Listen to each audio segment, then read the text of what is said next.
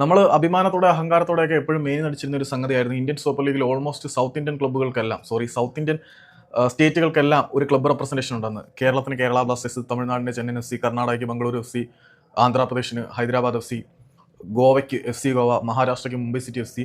അങ്ങനെ നോക്കുമ്പോൾ നമ്മുടെ ആ സതേൺ സ്റ്റേറ്റ് മുഴുവൻ ISL ക്ലബ്ബുകളുടെ റെപ്രസെൻറ്റേഷൻ ഉണ്ട്. പക്ഷേ ചെന്നൈയിൻ എഫ് സി ഈ ഒരു തമിഴ്നാട് ഗവൺമെന്റിൽ നിന്നുള്ള സഹായങ്ങളൊന്നും കിട്ടാത്തത് കൊണ്ട് തന്നെ തങ്ങളുടെ ആസ്ഥാനം ഉപേക്ഷിക്കാനുള്ള തീരുമാനത്തിലേക്ക് എത്തിയിട്ടുണ്ട് എന്നാണ് അറിയുന്നത്.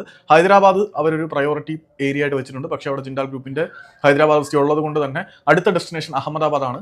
ഗുജറാത്തിലെ അഹമ്മദാബാദിലേക്ക് തങ്ങളുടെ ആസ്ഥാനം മാറ്റുന്നതിന് വേണ്ടിയിട്ടുള്ള ചില ചർച്ചകളും മറ്റു കാര്യങ്ങളൊക്കെ ചെന്നൈയിൻ എഫ് സി ഓപ്പൺ ആക്കിയിട്ടുണ്ട്. ഇനി ഒരു പക്ഷേ തമിഴ്നാട് ഗവൺമെന്റ് എന്തെങ്കിലും റിലാക്സേഷനും കാര്യങ്ങളൊക്കെ അനുവദിച്ച് കൊടുത്തു കഴിഞ്ഞാൽ അവർ ചെന്നൈയിൽ തന്നെ തുടരും. ഇവിടെയാണ് നമ്മൾ മനസ്സിലാക്കേണ്ട ഒരു ഐറണി ഉള്ളത്.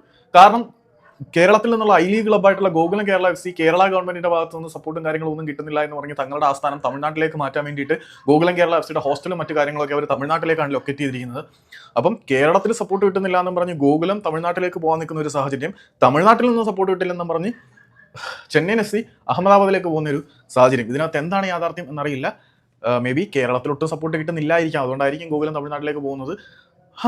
എന്തായാലും ചെന്നൈയിൻ എഫ് സിക്ക് തമിഴ്നാട്ടിൽ നിന്നും സപ്പോർട്ട് കിട്ടാത്തതുകൊണ്ട് അവർ അഹമ്മദാബാദിലേക്കോ ഹൈദരാബാദിലേക്കോ ലൊക്കേഷൻ ചേഞ്ച് ചെയ്യാൻ ആഗ്രഹിക്കുന്നുണ്ട് എന്ന് വളരെ സോളിഡ് ആയിട്ടുള്ള റിപ്പോർട്ടുകൾ പുറത്തേക്ക് വരുന്നുണ്ട്.